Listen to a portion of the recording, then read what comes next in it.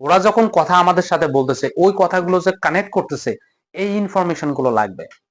এখন দেখো কোন শব্দের শেষে যদি টি থাকে পরেরটার সাথে যদি ওয়াই থাকে ওখানে একটা সাউন্ড হয়, কি বলতো?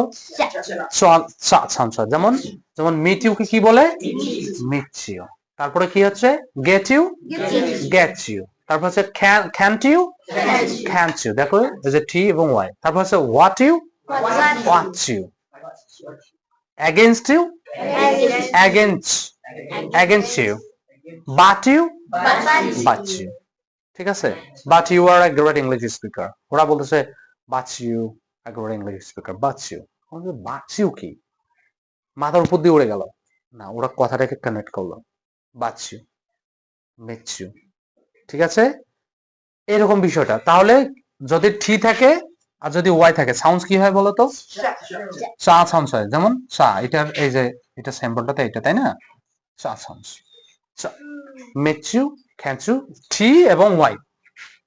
আর একটা বিষয় দেখো, টি এবং ওয়াই সাউন্ড কি হয়? চা। এবং এখানে দেখো ডি প্লাস ওয়াই সাউন্ড কি হয়? যা।